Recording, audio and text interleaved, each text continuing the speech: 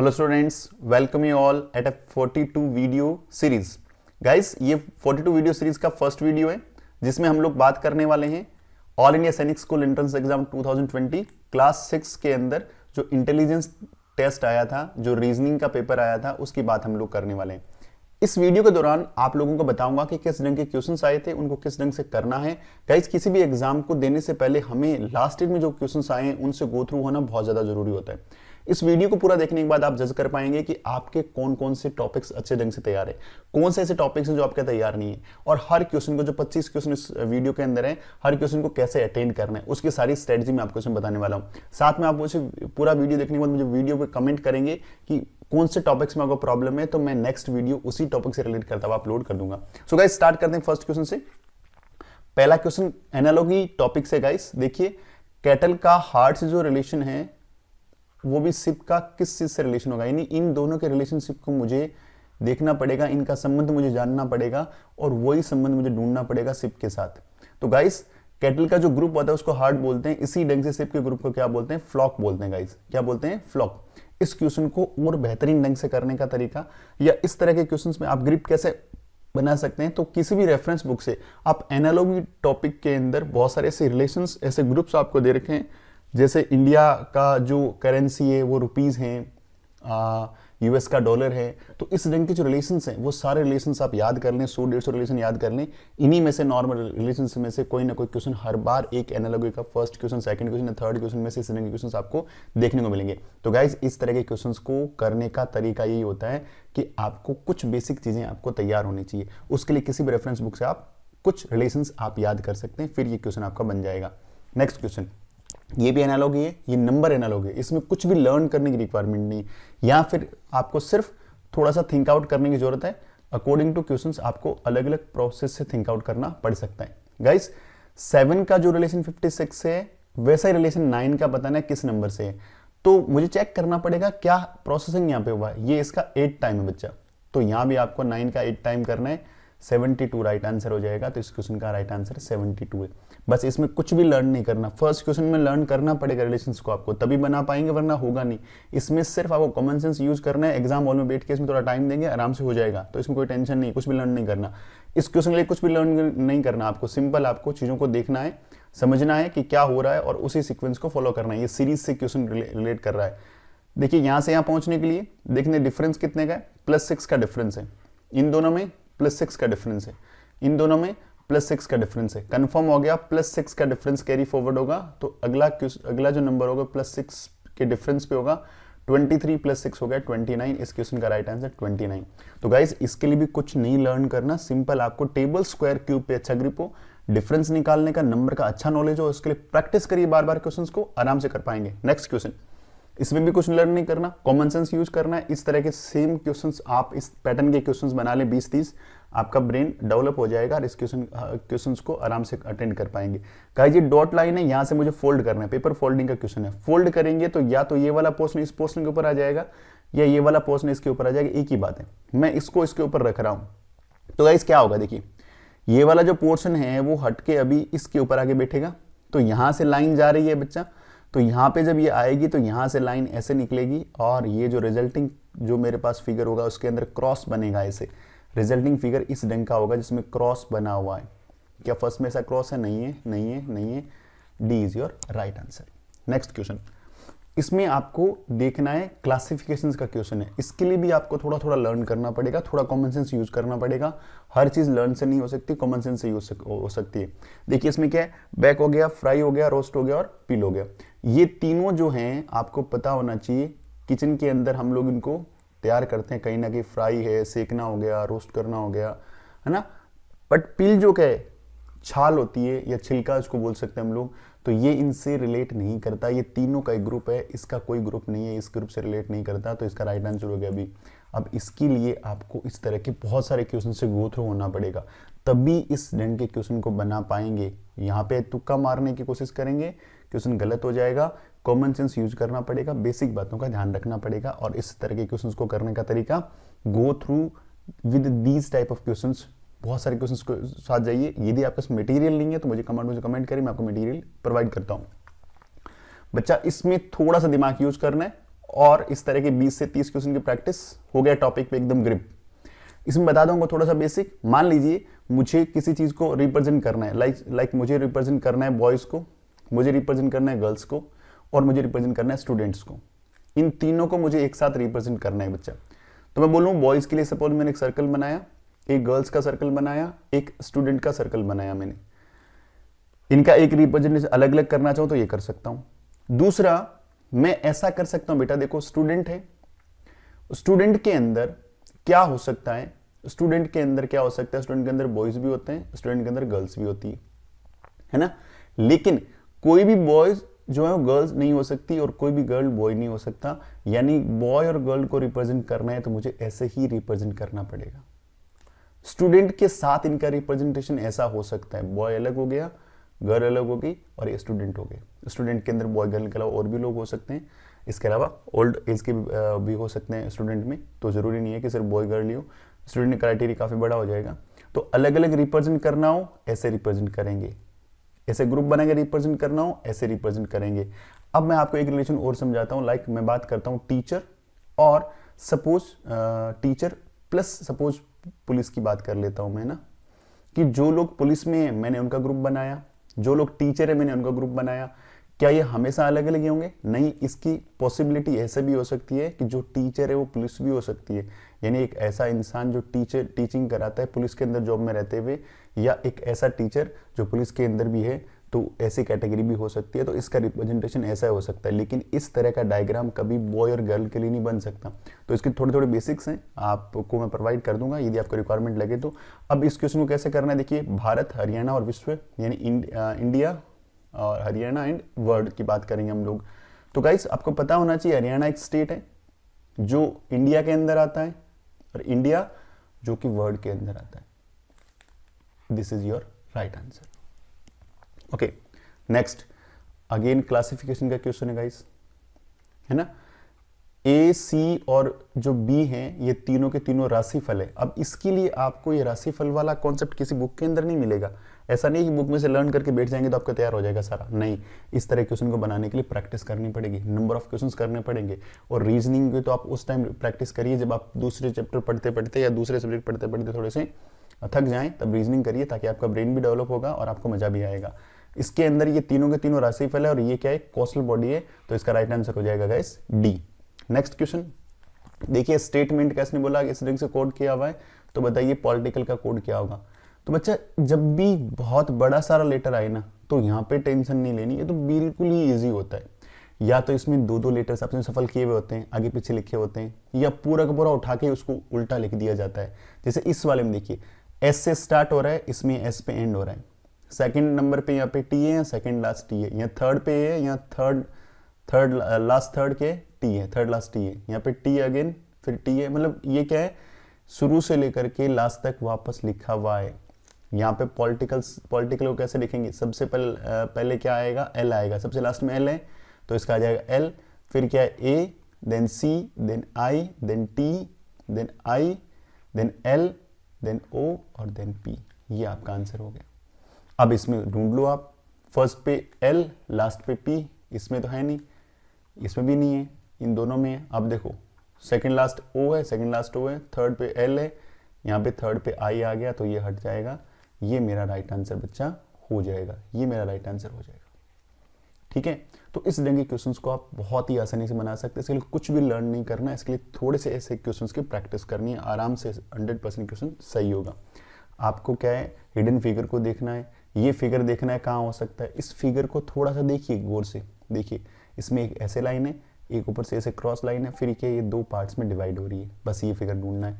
ऊपर से लाइन आई, एक पार्ट में डिवाइड हुई, इधर वाला पार्ट नहीं है, हटा दो। ऊपर से लाइन आई, डिवाइड ही नहीं हो रही, हटा दो। ऊपर से लाइन आई, इधर डिवाइड हो रही, इधर डिवाइड नहीं हो रही, हटा दो इसको। ये रहा राइट आंसर, बस कुछ नहीं करना इसमें। तो ये आपके बोर्ड मास से रिलेट करता हुआ क्वेश्चन है।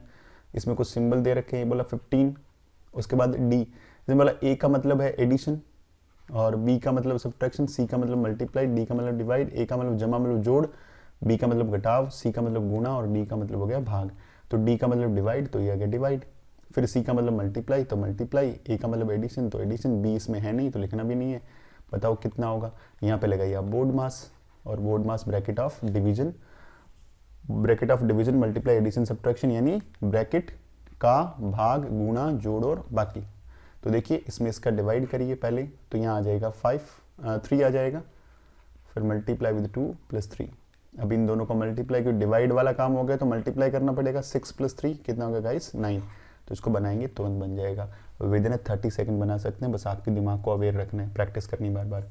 ये आपका एक जो बोल सकते हैं एक टास्क वाला क्वेश्चन है। सिंपल सी एक छोटी सी सिचुएशन दे रखी है, इसके लिए भी कहीं भी किसी बुक से प्रैक्टिस की जरूरत नहीं, बस कॉमन सेंस को यूज़ करना है, आराम से काम हो जाएगा, कोई दिक्कत नहीं है। देखो 5 लोग ABCD न्यूज़पेपर पढ़ रहे हैं वो लोग, तो 5 लोगों को बिठा देता हूँ, तो पहले 5 सीट तैयार करते हैं हम लोग। सीट नंबर 1 है, ये सीट नंबर 2 है, ये सीट नंबर 3 है, ये सीट नंबर 4 है, ये सीट नंबर 5 है। इनका सीक्वेंस ही देखना है बाद में। 1 who read first give to C, पहले जिसने पढ़ा वह C को एक बार देता है। इसने पढ़ा होगा पहले, ये आगे इसको पकड़ाएगा सेकंड वाले को, तो C का प्लेस सेकंड हो गया। पहले वाला पढ़ के सेकंड वाले को एक बार देगा ना। जिसने अंत में पढ़ा वो A से एक बार लिया है उसने। क्या बोला? The one who read last had taken from A। इसने जो पेपर लिया होगा ये यहां से लिया होगा, लास्ट वाले ने A से लिया था, मतलब 4th से लिया था। 4th पे कौन बैठा है? A बैठा है। अगला क्या है? C was not at the first and last। E ना तो शुरू में और ना ही अंत में। तो E तो ना तो यहाँ हो सकता, ना तो यहाँ पे E है, ना यहाँ पे E है, तो डेफिनेटली E कहाँ होगा? यहाँ पे होगा। B एंड E के बीच दो पाठक थे, यानी बिटवीन A एंड B के देयर वाज 2 रीडर्स, 2 लोग हैं। तो बच्चा यदि मैं यहाँ बिठा दूँ B को, सपोज इस तरफ B को बिठा दूँ, तो इनके बीच में तो कुछ बचेगा ही नहीं ना। तो B को कहाँ बैठना पड़ेगा? यहाँ बैठना पड़ेगा। तभी तो ये देखो A और B के बीच में 2 लोग हैं, A और B के बीच में 2 लोग हैं। देखो A हो गया, B हो गया, C हो गया, E हो गया, D बच गया, तो D को A की जगह खाली यहाँ बैठना पड़ेगा सबसे लास्ट में। यानी who read the newspaper last, सबसे अंत में अखबार किसने पढ़ा? तो D ने पढ़ा है सबसे लास्ट में, 5वें नंबर पे। Your right answer is D। इसके लिए किसी भी बुक से प्रैक्टिस की जरूरत नहीं है, बस आपको कॉमन सेंस यूज़ करने की जरूरत है थोड़ी सी। इसमें यदि करना चाहिए टॉपिक की प्रैक्टिस, तो आप रैंकिंग वाले टॉपिक की प्रैक्टिस कर लीजिएगा। अगला क्वेश्चन, अगेन ये आपका एनालॉजी क्वेश्चन है कि 12 को मैं 168 लिखूं, तो बताओ 16 को क्या लिखूंगा मैं? तो 12 का क्या हुआ होगा? 12 का स्क्वायर 144 से भी ये 24 ज़्यादा है, तो 14 टाइम है।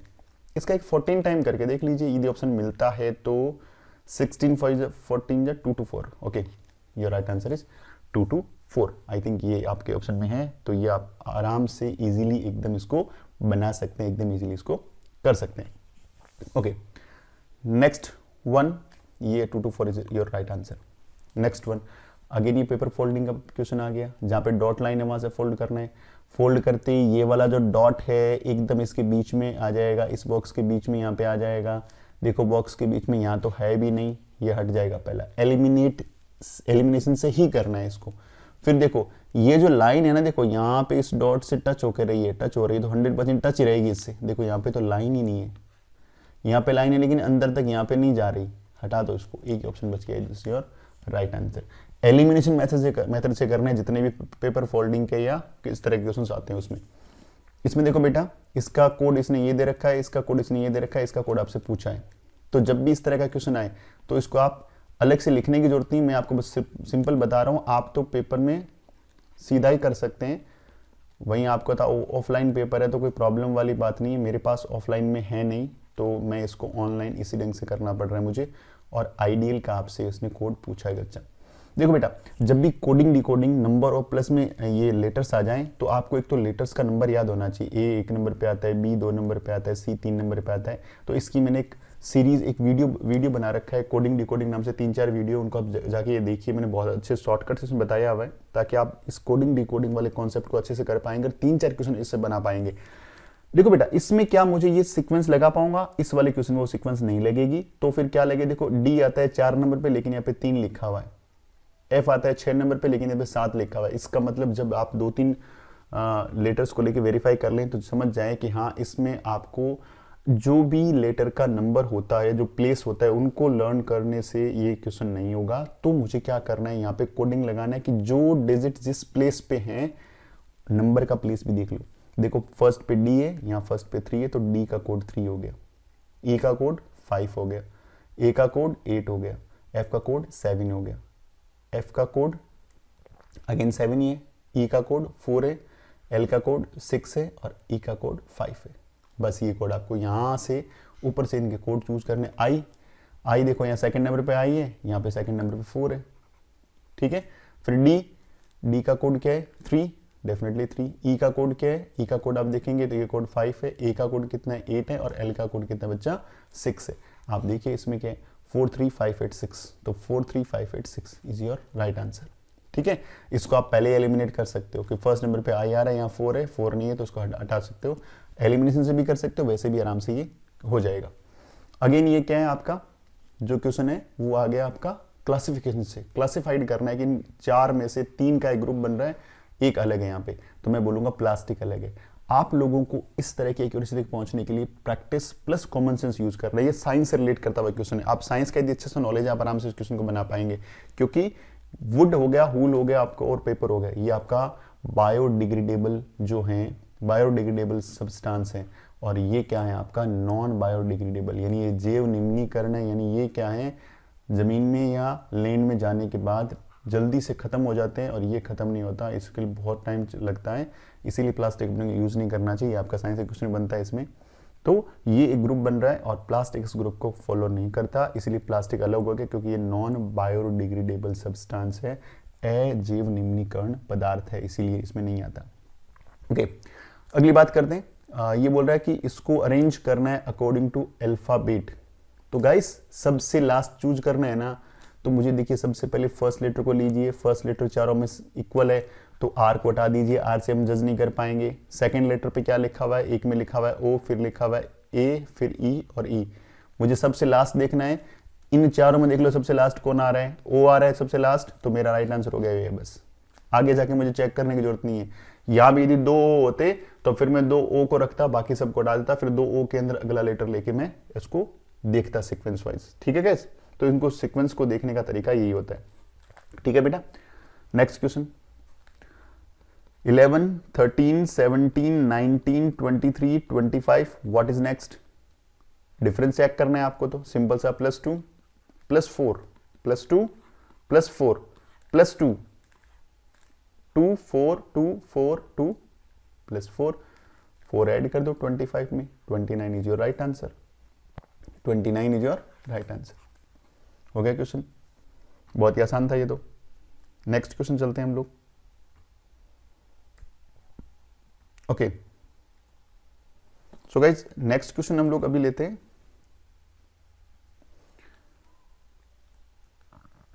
और इसकी प्रैक्टिस आप अच्छे से कर सकते हैं। देखिए गाइज BMJ इसका कोई कोड होगा और आपको EPV का कोड आपको दे रखा है HSY। यहाँ पे सबसे पहला वही दिमाग लगाना है आपको कि यहाँ पे आपको इनका प्लेस चेक करिए। E आता है 5 नंबर पे, P आता है 16 नंबर पे, V आता है 22 पे, ये आता है 8 नंबर पे, ये आता है 19 नंबर पे, ये आता है 25 नंबर पे, 25 पे। बच्चा देखिए 8 + 3 5 + 3 8 होता है, 16 + 3 19 होता है, दोनों में +3 हो रहा है, इधर 22 + 3 भी 25 होता है। यानी आपको इनका रियल जो प्लेस है वहाँ से 3 प्लेस आगे खिसकाना है। B आता है 2 पे, ये आता है 13 पे, ये आता है 10 पे। तो 2 में ऐड किया 3 को 5 आ गया, 13 में ऐड किया 16 आ गया, और 10 में ऐड किया 13 आ गया। तो गाइस 5 पे आता है E, 16 पे आता है P और 13 पे आता है N, तो इसका राइट आंसर हो गया EPN। आप बोलेंगे सर बहुत ज़्यादा टाइम लग रहा है इसमें, लेकिन यदि आपकी प्रैक्टिस अच्छी है तो there is no need to describe anything, आपको तुरंत पता लग जाएगा। यहीं से आप देख सकते हैं ये 3 पे ये 5 पे आता है, ये 8 पे आता है, +3 हो रहा है, यहाँ पे +3 हो रहा है, यहाँ पे +3 हो रहा है, यहाँ +3 लिखने की रिक्वायरमेंट नहीं है। B के अंदर 3 ऐड करेंगे E आएगा, M के अंदर 3 ऐड करेंगे P आएगा, और J के अंदर ऐड करेंगे M आएगा। तो गाइस बहुत ही आसानी से इसको बना सकते हैं। Next question is again grouping वाला क्वेश्चन है, अभी मैंने बताया इसका बेसिक थोड़ा सा। इसमें फूल, कमल और गुलाब, फ्लावर, लोटस एंड रोज, तो दोनों ही क्या है फ्लावर है, तो ये दोनों ही फ्लावर है, तो ये फ्लावर वाली कैटेगरी के अंदर आ जाएंगे। लोटस एंड रोज तो आपस में मिक्सअप नहीं हो सकते, लोटस अलग होता है, रोज अलग होता है, तो ये आपका राइट आंसर हो जाएगा फर्स्ट वाला, बाकी को पॉसिबल नहीं है। ये आपकी अगेन एनालॉगी आ गई, आपको ग्रुप चेक करना है क्या हो रहा है। 7 से 49 कैसे पहुंचे, तो 11 से सेम काम करना है, तो आप देखेंगे 7 का स्क्वायर है, तो 11 से कहाँ तक पहुंचना है, 11 के स्क्वायर तक पहुंचना है, that is 1 to 1, that is your 1 to 1, next one is, इनमें अगेन ग्रुपिंग देखना है, तो आप देखेंगे कि ग्रीन, इंडिगो, वायलेट ये तीनों एक ग्रुप के अंदर आते हैं। आप बोलेंगे कैसे सर, ये रेनबो के कलर का तीनों ग्रुप है, रेनबो ग्रुप के तीनों कलर हैं। पिंक जो है उस कलर इस ग्रुप में नहीं आता, तो पिंक यहाँ से एलिमिनेट हो गया। इस तरह के क्वेश्चन की प्रैक्टिस करने के लिए आपका कॉमन सेंस ही काम आएगा। आप जैसे इन कलर्स को देखेंगे तो आप दिमाग लगाएंगे कि हाँ भाई मुझे विबग्योर पता है, रेनबो के 7 कलर का नाम मुझे अच्छे ढंग से पता है, तो मैं पिंक को एलिमिनेट कर पाऊंगा। ओके, नेक्स्ट वन इज, ये आपका ब्लड रिलेशन क्वेश्चन है। ये बोल रहा है X is brother of son of Y son. तो वाई क्या कोई भी सन होगा, उसके सन का जो ब्रदर है, वाई का सन ये हो गया और इसका सन हो गया ये वाला, और इसका भाई ये होगा, ये कौन है, एक्स है। तो एक्स का रिलेशन पूछा है वाई से। तो बच्चा ध्यान रखना, ये आपकी फर्स्ट जनरेशन, ये फादर और काका जी जो भी होते हैं, अंकल होते हैं, वो सेकंड जनरेशन, और ये आपके दादाजी, ग्रैंडफादर, ग्रैंड मदर, ये थर्ड जनरेशन। जब भी फर्स्ट जनरेशन का थर्ड जनरेशन से कोई रिलेशन निकालते हैं तो उसमें ग्रैंड वर्ड लगता है। तो इस चारों ऑप्शन के अंदर देखो 3 ऑप्शन में ग्रैंड वर्ड नहीं है, तो ये right answer is C, grand word इसमें है। तो ये आपका आंसर हो गया। मैंने आपको डायरेक्ट शॉर्टकट बता दी, तो और भी इसी शॉर्टकट में बताऊंगा, आप मुझे लिख के भेजिए यदि इस टॉपिक में आपको दिक्कत है तो। एरिया दे रखा रेक्टेंगल का, तो एरिया का फॉर्मूला L/B होता है, क्षेत्रफल का फॉर्मूला लंबाई गुना चौड़ाई होता है, हिंदी में पता होना चाहिए आपको। इसमें एरिया दे रखे, एरिया जगह 48 लिखिए, L की जगह 6 लिखिए, B आपको पता करना है, यानी क्षेत्रफल कितना है 48 है, लंबाई की जगह आ गया 6 और चौड़ाई आपको इसमें पता करनी है। 6 से जो काट दीजिए, इसको कट कर दीजिए 8 टाइम, 6 से काटेंगे 8 टाइम, अल्टीमेटली 8 मीटर इसकी क्या आ गई, चौड़ाई आ गई, यानी इसकी ब्रेथ आ गई। नेक्स्ट, ये आपका वैल्यू बेस्ड क्वेश्चन है, सिंपल चीजें समझनी है आपको। क्या है, please told to the devotee, यानी पुजारी ने भक्त से बोला कि temple bell the rung at regular at a interval of 45 minutes. यानी अभी यदि घंटी बजी, अभी यदि घंटी यहाँ पे बजी है तो अगली घंटी कब बजेगी, आफ्टर 45 मिनट के बाद घंटी बजेगी। ठीक है बेटा, इसने बोला पिछली घंटी 5 मिनट पहले बजी थी। जिस टाइम बातें कर रहे हैं वो, सपोज इस टाइम बात कर रहे हैं, पिछली घंटी कब बजी, 5 मिनट पहले, 5 मिनट पहले यहां घंटी बजी थी, तो अगली घंटी कब बजेगी, हमें पता है दोनों के बीच का डिफरेंस कितना होगा, 45 मिनट का। अगली घंटी यहां बजेगी, कितने का डिफरेंस, 45 मिनट का। आगे कोई इंफॉर्मेशन है क्या, हाँ, the next bell is due to be rung at 7:45 AM। यहां पे 7:45 पे अगली बेल बजेगी, तो ये बेल से पिछली बेल कब बजी होगी, 45 मिनट पहले, तो 7:45 में से 45 माइनस करेंगे तो 7 बजे बजी होगी 100%, है ना, पिछली बेल। अब पूछ रहा है, क्या पूछ रहा है, at what time did the priest give the information to the devotee, यानी पुजारी ने यह सूचना कितने बजे दी। तो भाई पुजारी तो यहां पे इससे बात कर रहे हैं ना, कब, इसके जस्ट 5 मिनट बाद, बेल बजने के 5 मिनट बाद, तो 7:05 पे बेल बजी होगी। ये आपका वैल्यू बेस्ड क्वेश्चन है, यहां पे आपको दिमाग में एक पूरी पूरी पिक्चर तैयार करनी पड़ेगी, तब इस क्वेश्चन को कर पाएंगे। Next one, this your last question.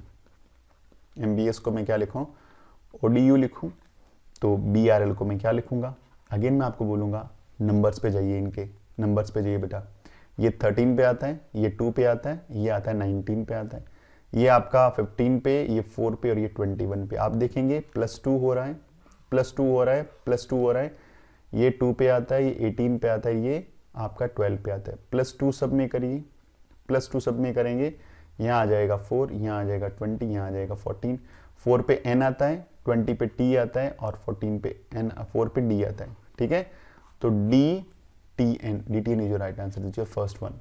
So guys, ये था solution of 2020 paper mental ability, या आपको बोल दूं इंटेलिजेंस जो टेस्ट है उसका सॉल्यूशन था। तो गाइस बहुत अच्छे से इनको बार बार आप देखिए पहले तो, और सारे कॉन्सेप्ट को सीखिए। कुछ मैंने शॉर्ट ट्रिक्स बताई है, यदि उसमें कोई प्रॉब्लम आते हैं तो मुझे कमेंट बॉक्स में कमेंट करिए, मैं उस टॉपिक पे प्रॉपर आपका वीडियो बना के इसमें अपलोड कर दूंगा, ताकि आप एग्जाम हॉल में कहीं भी दिक्कत आपको ना लगे।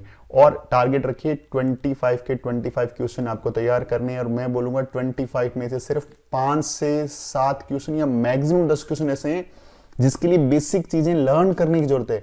बाकी 15 से 20 क्वेश्चन ऐसे हैं जिनके अंदर कुछ लर्न नहीं करना, सीधा क्वेश्चन पढ़ना है, और मैं बताऊंगा कुछ शॉर्ट ट्रिक्स और आप उन क्वेश्चंस को कर पाएंगे। तो गाइस इस वीडियो को दोबारा देखिएगा और इस वीडियो पे कमेंट करके मुझे बताइएगा आपको कि इसमें क्या समझ में नहीं आया, ताकि मैं आपके लिए नेक्स्ट वीडियो के अंदर उन सारी चीजों को इंक्लूड कर पाऊं।